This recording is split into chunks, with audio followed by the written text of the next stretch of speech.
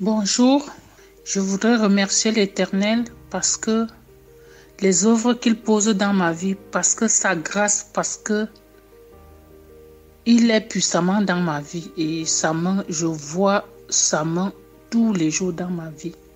C'est pour cela que je voulais partager ce témoignage avec les frères et sœurs en Christ pour faire comprendre aux sœurs et aux frères que l'Éternel reste le même éternellement.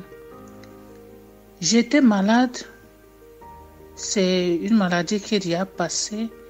J'étais malade pendant peut-être 3 ou 4 jours. J'avais une très douleur. J'avais très mal dans le ventre. Mais cette douleur, elle me prenait le côté droit. J'avais mal le côté droit, je ne comprenais pas. J'ai traîné cette douleur pendant 3 jours. Le 4e jour,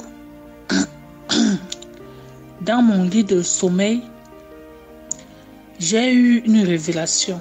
J'ai vu le Saint-Esprit descendre et il m'a dit, je suis venu te soigner. Quand il m'a dit, je suis venu te soigner, j'ai vu l'équipe médicale du ciel.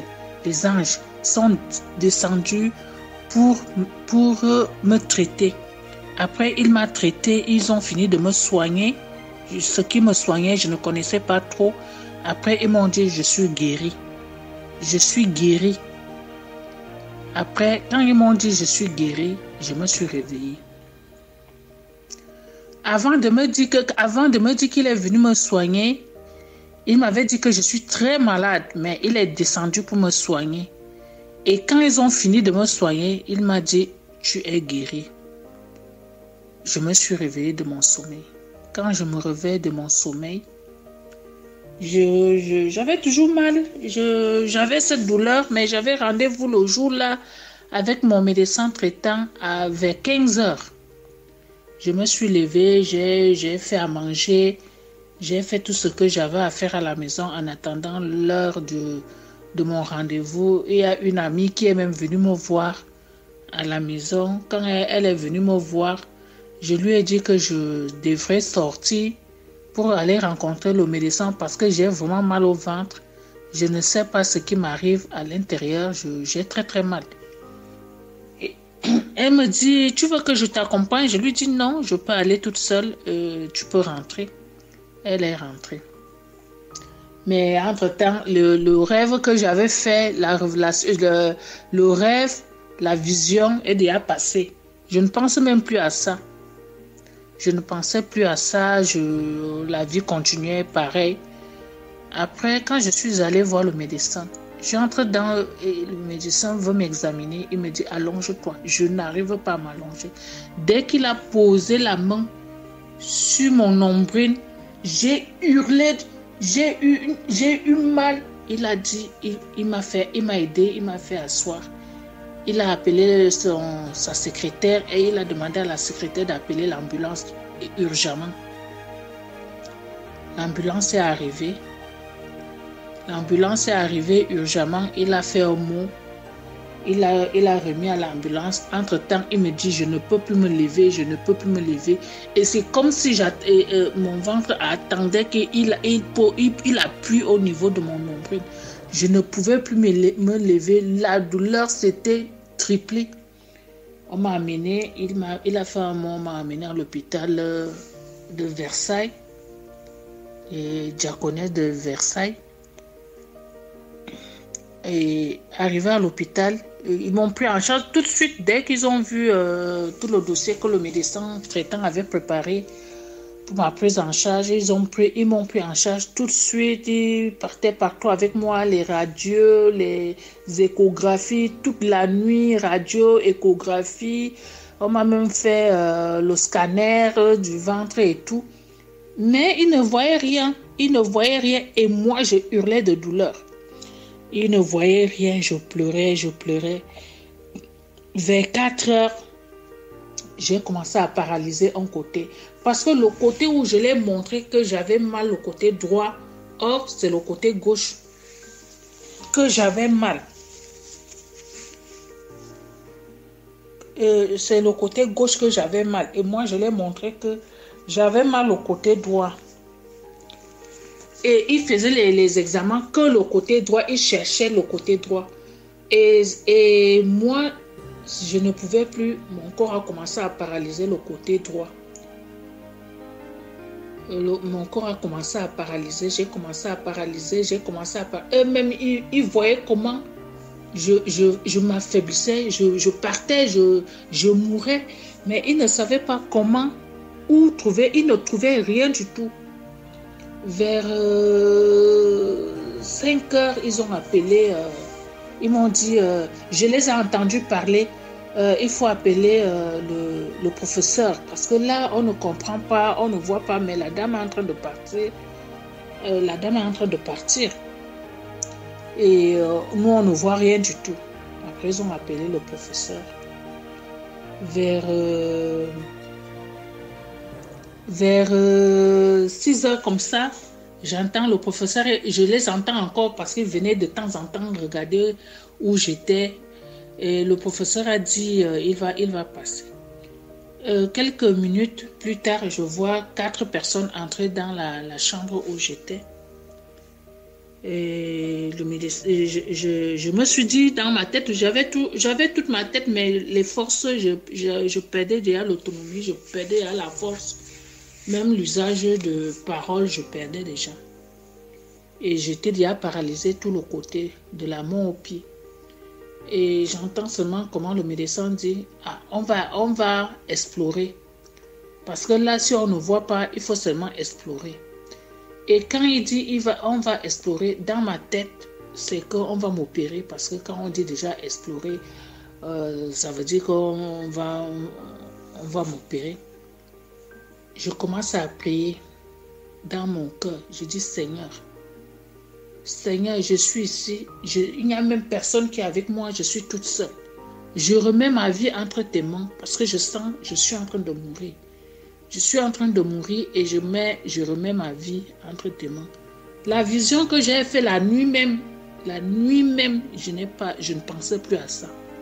Ça ne me venait pas en esprit, ça ne remontait pas pour me faire comprendre que je ne vais pas mourir.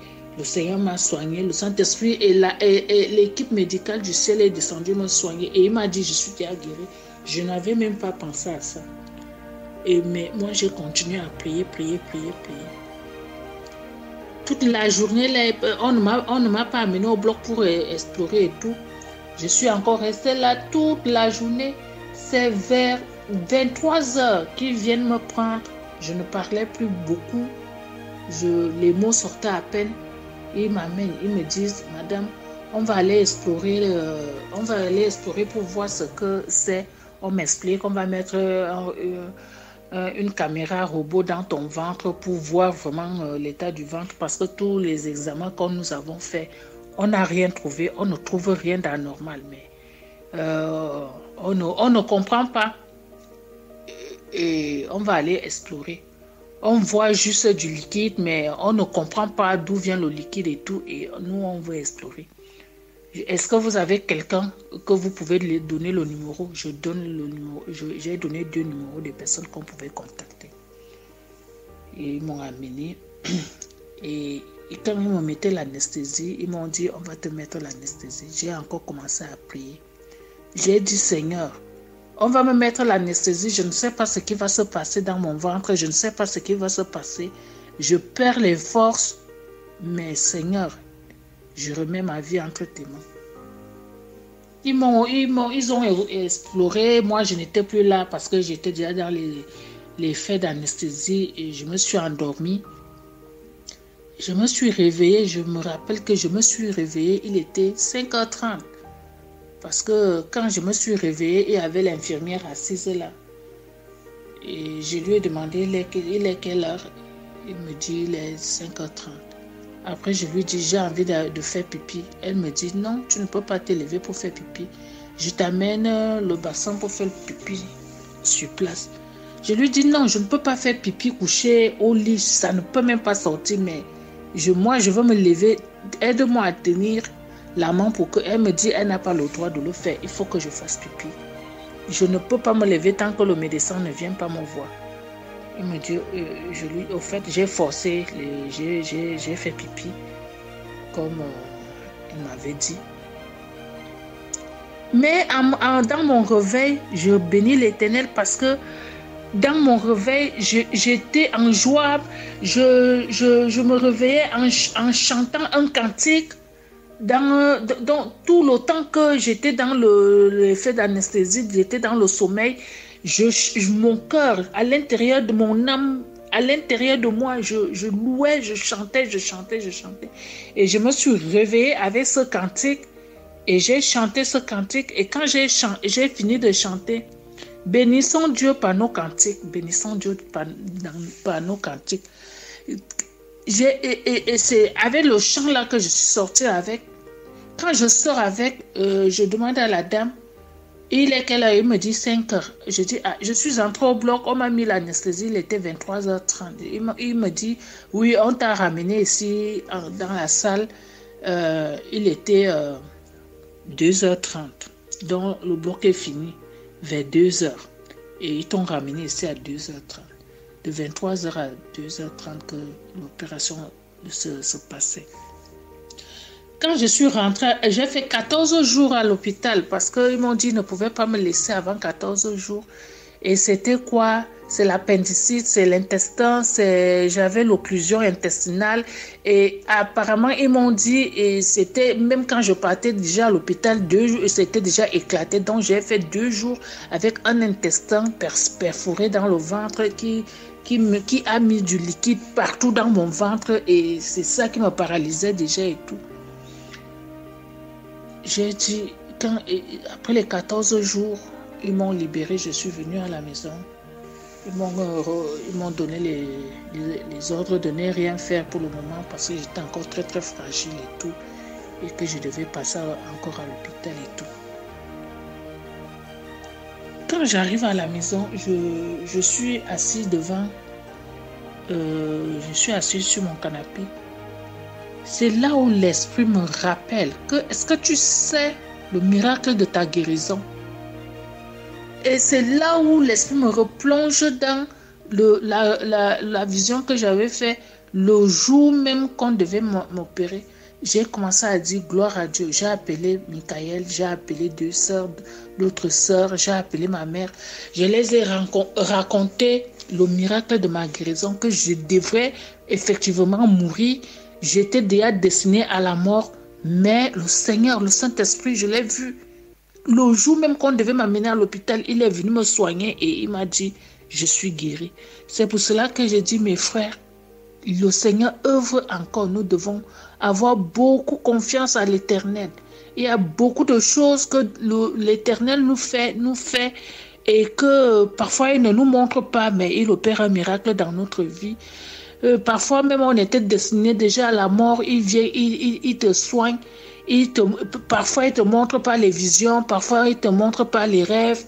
Nous devons faire attentif à la voix du Saint-Esprit. Je remercie le Seigneur pour le miracle qu'il avait fait pour moi, au nom de Jésus-Christ. C'est pour cela que je voulais faire ce témoignage. Amen.